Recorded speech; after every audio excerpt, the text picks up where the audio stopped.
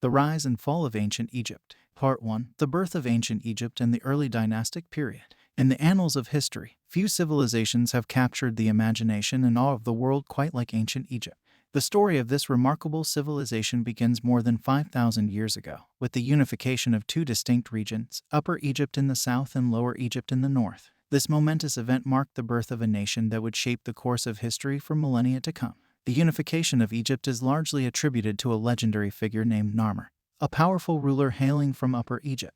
Narmer's conquest of Lower Egypt around 3100 BCE marked the beginning of the early dynastic period, a time when the foundations of pharaonic rule and Egyptian culture were first established. With this pivotal act, Narmer laid the groundwork for the rise of one of the world's most iconic civilizations. One of Narmer's most significant contributions was the establishment of a centralized government, with the capital located at Memphis. Positioned near the point where Upper and Lower Egypt met, Memphis became the political and administrative heart of the country. As the seat of power for the pharaohs, the city played a crucial role in shaping the destiny of ancient Egypt. With the unification of the two regions, the title of pharaoh was established as the supreme ruler of Egypt. The pharaohs were not only considered political leaders but also divine beings, embodying the God's will on earth. This divine status granted them immense authority and power, enabling them to oversee the development and expansion of their realm. During the early dynastic period, Egypt began to expand its territories and influence. Under the guidance of the pharaohs, the nation's borders extended eastward into the Sinai Peninsula and southward into Nubia. These conquests not only ensured access to valuable resources but also demonstrated Egypt's growing might. As Egypt's territorial holdings grew, so too did its pharaonic power. The early pharaohs, like Djoser and Khosrow, demonstrated their authority through ambitious building projects and military campaigns. These rulers left a lasting legacy, with their tombs and monuments still standing as testaments to their achievements. One of the most significant developments during the early dynastic period was the emergence of a distinct Egyptian culture. As the nation's power and influence grew, so too did its artistic, literary, and scientific achievements. The pharaohs patronized artists, scribes, and scholars, fostering a rich cultural environment that would leave an indelible mark on history. The early dynastic period also saw the rise of the mastaba, a type of rectangular tomb that served as the final resting place for the Egyptian elite. These mastabas, often adorned with intricate carvings and inscriptions, provided a glimpse into the lives and beliefs of the people who built them. They also served as the precursor to the pyramids, which would come to define the Egyptian landscape during the Old Kingdom. As the early dynastic period drew to a close, the stage was set for the rise of the Old Kingdom and the construction of the iconic pyramid. The unification of Upper and Lower Egypt under a single ruler, the establishment of the pharaonic lineage, and the growth of a vibrant culture had set the foundation for the magnificent civilization that was to follow. With the birth of ancient Egypt, the world would bear witness to the incredible achievements and enduring legacy of one of history's most fascinating cultures. Part 2. The Old Kingdom and its architectural marvels. The Old Kingdom, spanning from approximately 2686 to 2181 BCE, is often regarded as the peak of the pharaonic era in Egypt. During this time, the absolute authority of the pharaohs reached its zenith, and they embarked on some of the most ambitious architectural projects in history. The Old Kingdom would ultimately leave an indelible mark on the landscape of Egypt, with its awe-inspiring structures standing as testaments to the power and ingenuity of the ancient Egyptians. One of the most striking features of the Old Kingdom was the construction of the Great Pyramids of Giza, built as tombs for the pharaohs Khufu, Khafre, and Menkaure. These colossal structures, the largest of which originally stood at 481 feet tall, are considered one of the seven wonders of the ancient world.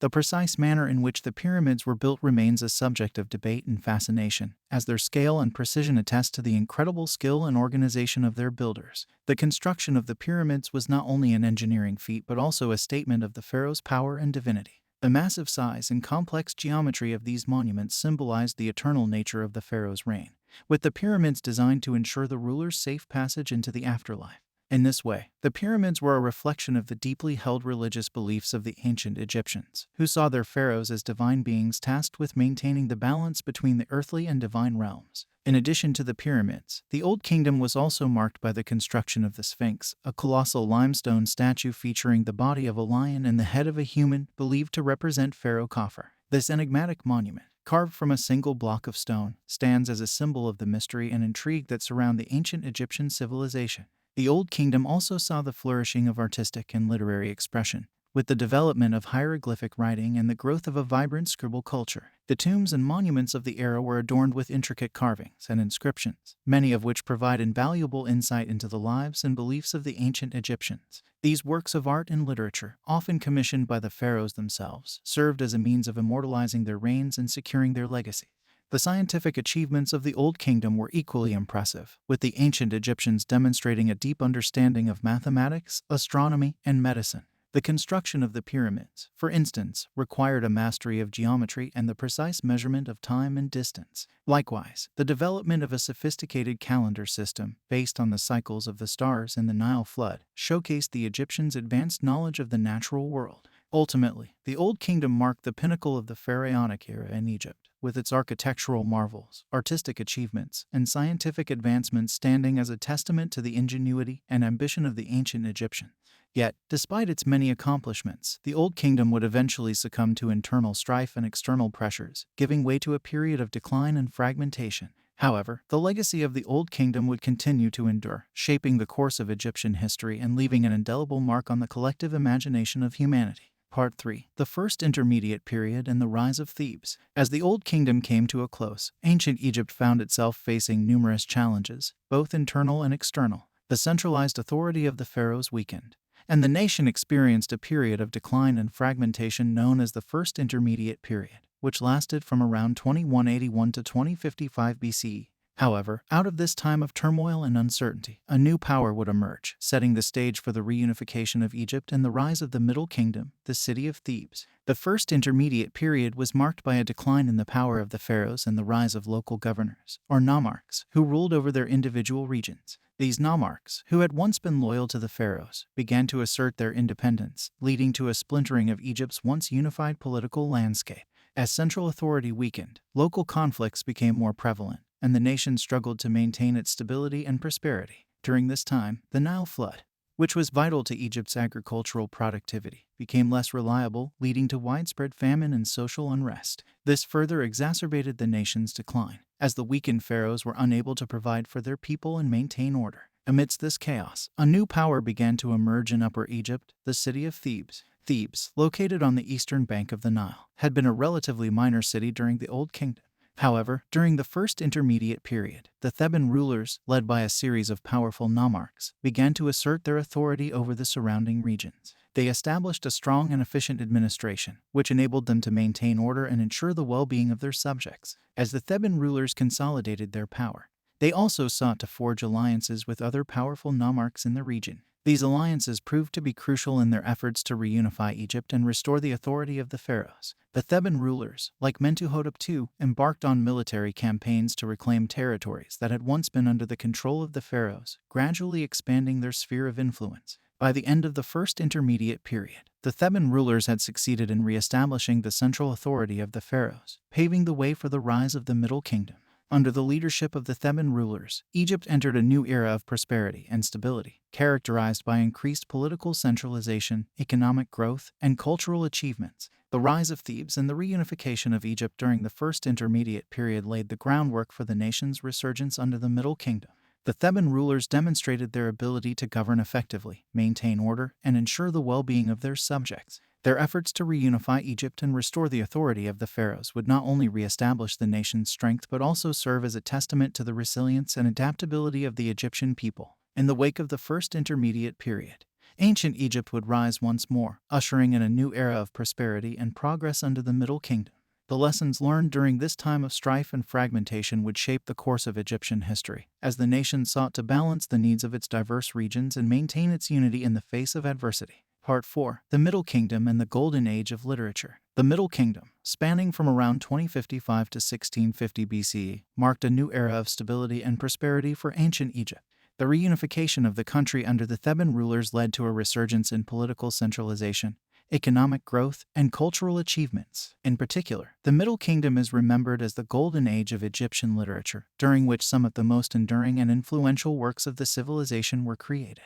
Under the reign of the Theban pharaohs, Egypt experienced a period of expansion and consolidation, with its borders extending southward into Nubia and eastward into the Sinai Peninsula. These territorial gains not only increased the nation's wealth and resources but also cemented its status as a regional power. With the nation reunited and its borders secured, the stage was set for a flourishing of cultural and artistic expression. The Middle Kingdom is often referred to as the Golden Age of Egyptian literature, as it witnessed the creation of a diverse array of literary works, ranging from poetry and hymns to wisdom texts and historical narratives. Many of these works were composed by scribes, who played a vital role in Egyptian society as both administrators and artists. The scribes were responsible for recording the deeds of the pharaohs, as well as creating works of literature that expressed the values and beliefs of their civilization. One of the most famous works from the Middle Kingdom is the Tale of Sinu, a narrative poem that tells the story of a courtier who flees Egypt after the death of his patron, only to return years later to seek the pharaoh's pardon. The poem, which explores themes of loyalty, identity, and the human desire for reconciliation, is considered a masterpiece of ancient Egyptian literature and a reflection of the values and ideals of the Middle Kingdom.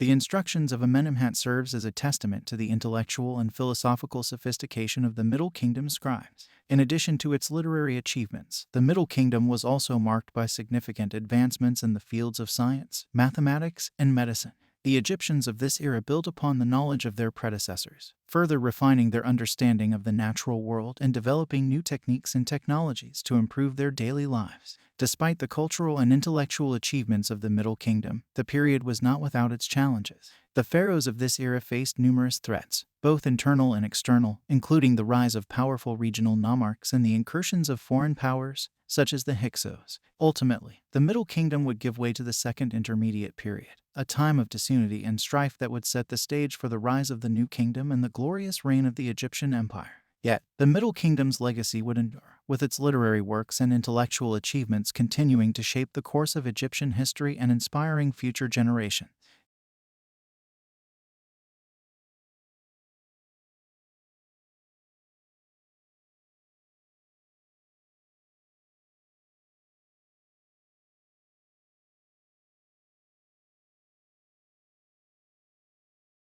Part 5. The Second Intermediate Period and the Hyksos Invasion. The end of the Middle Kingdom marked the beginning of the Second Intermediate Period, a time of political fragmentation, turmoil, and foreign incursions that lasted from around 1650 to 1550 BCE. During this period, Egypt faced numerous challenges, including internal strife, the decline of central authority, and the invasion of a foreign power, the Hyksos, who would come to rule over the northern part of the country for over a century. The Second Intermediate Period began with the weakening of the central authority of the pharaohs, leading to the resurgence of powerful regional nomarchs who sought to assert their independence. As the nation became increasingly fragmented, it became more vulnerable to external threats. The most significant of these threats came in the form of the Hyksos, a group of Asiatic people who began to migrate into Egypt around the end of the Middle Kingdom.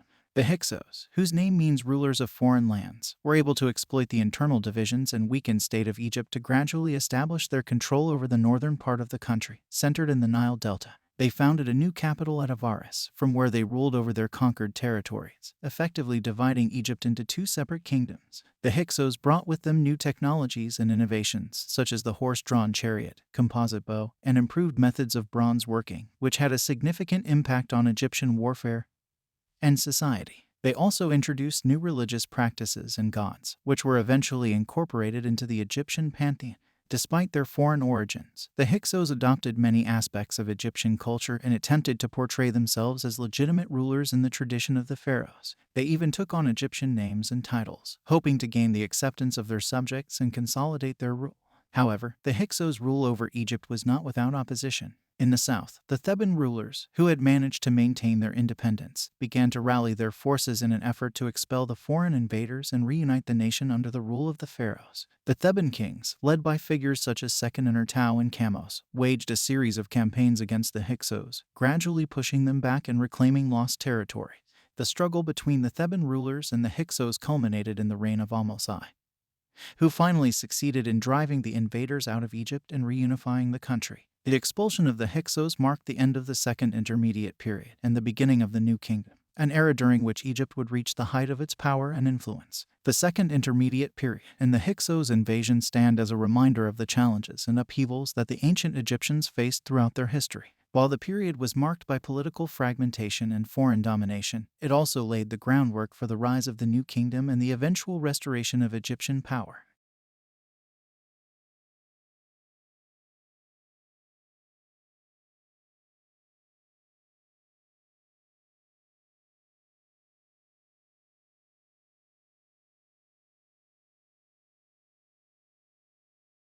Part 6. The New Kingdom and the Egyptian Empire. The New Kingdom, spanning from around 1550 to 1070 BCE, marked the zenith of Egyptian power, prosperity, and territorial expansion. This period, which followed the expulsion of the Hyksos and the reunification of Egypt under Ahmose I, saw the nation transformed into a formidable empire that dominated the ancient world. The New Kingdom was characterized by its powerful pharaohs, grand architectural achievements, and an increasingly sophisticated bureaucracy that helped to manage its vast territories. Under the rule of the 18th, 19th, and 20th dynasties, Egypt expanded its borders, conquering lands in Nubia, the Levant, and even parts of modern-day Turkey. This territorial expansion was driven by the need for resources, as well as the desire to secure Egypt's borders against potential threats. To maintain control over these newly acquired territories, the pharaohs established a complex administrative system, appointing governors and officials to oversee the provinces and ensure their loyalty. One of the most powerful and influential pharaohs of the New Kingdom was Thutmose III, who ruled from around 1479 to 1425 BCE. Known as the Napoleon of Egypt, Thutmose III led a series of successful military campaigns, extending Egypt's influence as far as the Euphrates River. He is also credited with establishing the Egyptian navy, which played a crucial role in securing and maintaining control over the empire's vast territories. The New Kingdom also witnessed the reign of several other notable pharaohs, such as Hatshepsut, one of the few female rulers in Egyptian history, who focused on trade and diplomacy, and Akhenaten, a controversial figure who attempted to introduce a monotheistic religion centered around the worship of the sun disk, Aten. The period saw some of the most famous architectural achievements in Egyptian history, including the construction of the Temple of Karnak, the Temple of Luxor, and the mortuary temple of Hatshepsut at Deir el-Bahari. Additionally, the New Kingdom pharaohs chose to be buried in a secluded valley on the west bank of the Nile, now known as the Valley of the Kings, where the tombs of Tutankhamun, Ramesses II, and many other pharaohs have been discovered. The prosperity and stability of the New Kingdom allowed for the flourishing of art, literature, and science. The Amarna period, during the reign of Akhenaten, saw a unique and highly stylized form of art that reflected the religious revolution taking place at the time.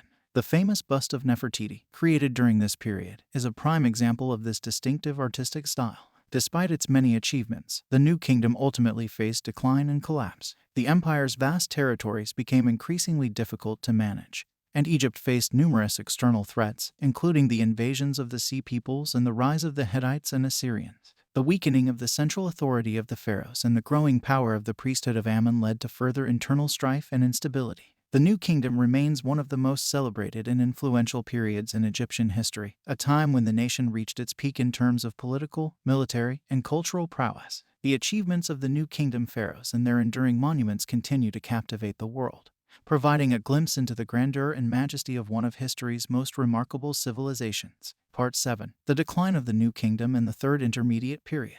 As the New Kingdom reached its final stages, Egypt began to experience a decline in its political stability and economic prosperity. The final years of the 20th dynasty were marked by internal strife, economic downturn, and the increasing power of the priesthood of Ammon. The decline of the New Kingdom ultimately gave way to the Third Intermediate Period, a time of fragmentation and political chaos that lasted from around 1070 to 664 BCE.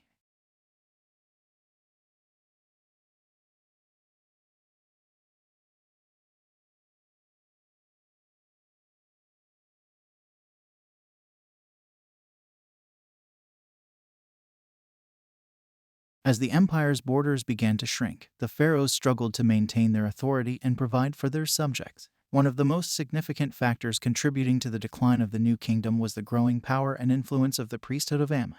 The priests of Ammon had amassed considerable wealth and authority during the New Kingdom, often rivaling the pharaohs themselves. As the power of the priesthood grew, so too did their ambitions, leading to a struggle for control over the Egyptian state. The end of the 20th dynasty saw a succession of short-lived and weak pharaohs, who struggled to maintain their authority in the face of the growing power of the priesthood and the increasing frequency of foreign invasions. The last pharaoh of the New Kingdom, Ramesses XI, was forced to share power with the high priest of Ammon, effectively dividing Egypt into two separate realms. The fragmentation of Egypt continued into the Third Intermediate Period, with the country divided between various competing dynasties and local rulers. The 21st dynasty, based in the city of Tanis, ruled over the northern part of the country, while the Theban-based 22nd and 23rd dynasties controlled the south. These rival dynasties often engaged in power struggles and territorial disputes, further weakening the Egyptian state. Egypt's decline during the Third Intermediate Period made it vulnerable to foreign invasions, with the Libyans, Nubians, and Assyrians all seeking to assert their control over the weakened nation. The Libyan-originated 22nd dynasty, founded by Shashank I, was able to briefly reunite Egypt, but internal strife and foreign incursions continued to plague the nation. The Nubian 25th dynasty, led by King Pi, managed to bring Egypt under its control, restoring some semblance of unity and stability. However, this period of Nubian rule was short-lived, as the Assyrians, under the command of King Esarhaddon and later Ashurbanipal, invaded Egypt and forced the Nubian rulers to retreat back to their homeland. The Third Intermediate Period was a time of political disarray and economic decline, with Egypt's once mighty empire reduced to a shadow of its former self. Despite these challenges, the Egyptian people persevered, adapting to the changing circumstances and continuing to create remarkable works of art and literature. The resilience and determination of the Egyptians during this difficult time would eventually set the stage for a new era of recovery and resurgence in the form of the Late Period. Part 8. The Late Period and the Final Pharaohs. The Late Period, which spanned from around 664 to 332 BCE, marked the final chapter in the story of ancient Egypt before its conquest by the forces of Alexander the Great. The Late Period was characterized by a resurgence of Egyptian power, a series of native and foreign dynasties, and the ongoing struggle for control over the nation. Despite the challenges faced during this period, the Egyptian people continued to demonstrate their remarkable resilience and adaptability, preserving their unique culture and traditions in the face of adversity. The Late Period began with the 26th dynasty, also known as the Sate dynasty, which ruled from the city of Sais in the Nile Delta. Founded by Psamtik I, the Sate dynasty ushered in a new era of Egyptian resurgence, as the nation sought to reclaim its former glory and re-establish its independence after years of foreign domination. Psamtik I was successful in driving out the Assyrians and reuniting Egypt, laying the groundwork for a period of relative stability and prosperity. The 26th dynasty saw a renaissance of Egyptian art, architecture, and culture as the nation looked back to its past for inspiration. The Sate rulers sought to emulate the achievements of their ancient predecessors, commissioning new temples, statues, and monuments in the style of the Old and Middle Kingdoms. The Late Period also witnessed a revival of the ancient Egyptian religion, with the worship of traditional gods and goddesses reasserting its prominence in Egyptian society. However, the resurgence of Egyptian power during the Late Period was not without its challenges. The nation faced ongoing threats from foreign powers, including the Persians, who invaded Egypt in 525 BCE, leading to the establishment of the 27th dynasty, also known as the First Persian Period.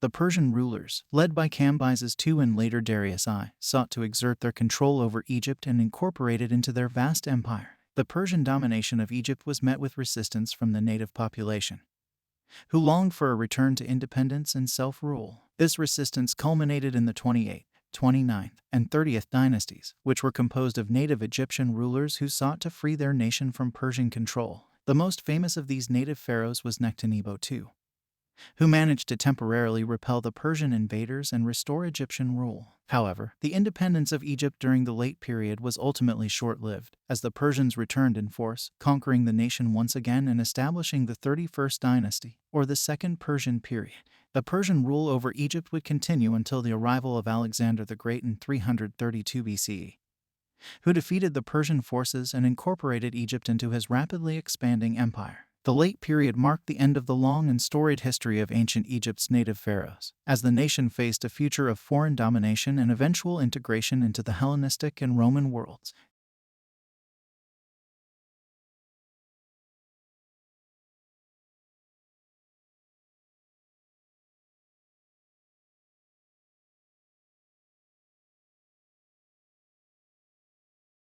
Part 9. The Hellenistic and Roman Periods, a new chapter in Egyptian history. The conquest of Egypt by Alexander the Great in 332 BCE marked the beginning of a new chapter in the nation's history, as the land of the pharaohs became a part of the Hellenistic and later Roman worlds. The Hellenistic and Roman periods, which spanned from 332 BC to 395 C, saw the fusion of Egyptian, Greek, and Roman cultures, leading to the creation of a unique and vibrant society that continued to evolve and adapt to the changing times. Following Alexander's death in 323 BCE, his former general Ptolemy Isoter declared himself pharaoh and established the Ptolemaic dynasty, which would rule Egypt for the next 3 centuries. The Ptolemaic rulers, while maintaining the traditions and religious practices of ancient Egypt, also introduced Greek culture and language to the country, transforming it into a center of Hellenistic learning and culture. The Ptolemaic dynasty is perhaps best known for its capital city of Alexandria, which was founded by Alexander the Great and developed into one of the most important centers of learning and culture in the ancient world. The Library of Alexandria, established during the reign of Ptolemy Isoter, became a symbol of the city's intellectual prowess, housing thousands of scrolls and attracting scholars from across the Hellenistic world. The Ptolemaic rulers continued to uphold the ancient Egyptian religious traditions, constructing temples and monuments dedicated to the native gods and goddesses. Cleopatra VII, the last Ptolemaic pharaoh, sought to maintain Egypt's independence in the face of the rising power of Rome by forming alliances with Julius Caesar and Mark Antony.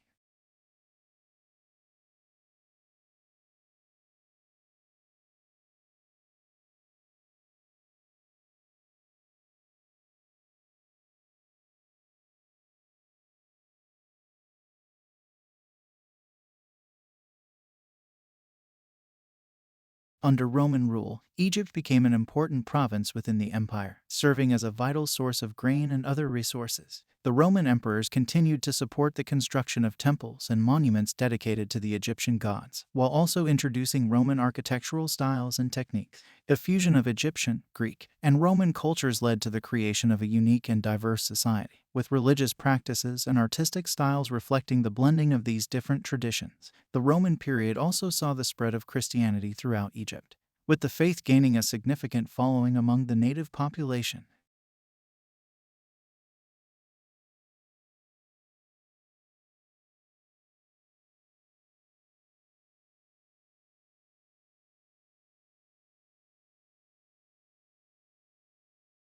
The Hellenistic and Roman periods represented a significant transformation in the history of Egypt, as the nation's culture, religion, and society evolved in response to the influences of foreign rulers and civilization. While the pharaohs and the ancient religious practices would eventually fade into the annals of history, the legacy of ancient Egypt lived on, as the Egyptian people continued to adapt and persevere in the face of the ever-changing world around them. Part 10. The End of an Era and the Legacy of Ancient Egypt. The Roman period marked the end of an era for ancient Egypt, as the nation experienced a series of profound transformations that would ultimately reshape its cultural and religious landscape.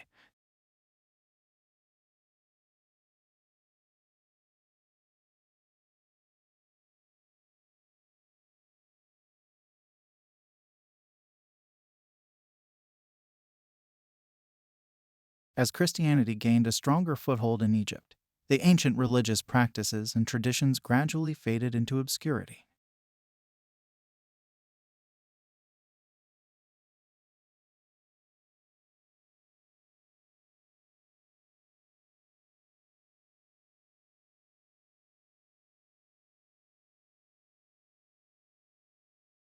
The decline of the ancient Egyptian religion was accompanied by the gradual disappearance of the hieroglyphic script, which was replaced by the Coptic script, an adaptation of the Greek alphabet.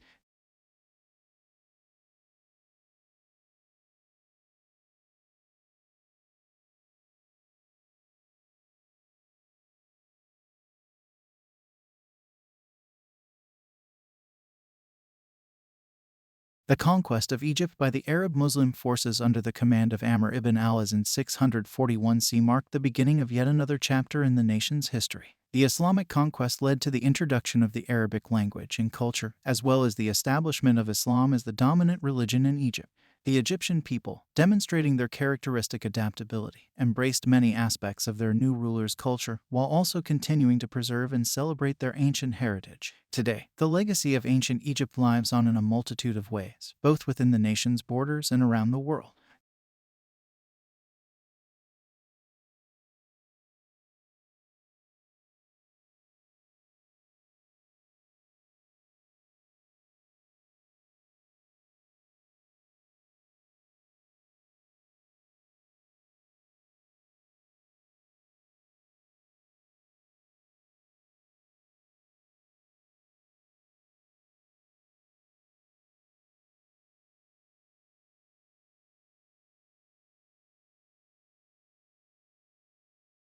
The contributions of ancient Egypt to the fields of science, mathematics, medicine, and literature continue to be recognized and celebrated as the nation's intellectual achievements continue to inform and enrich our understanding of the world.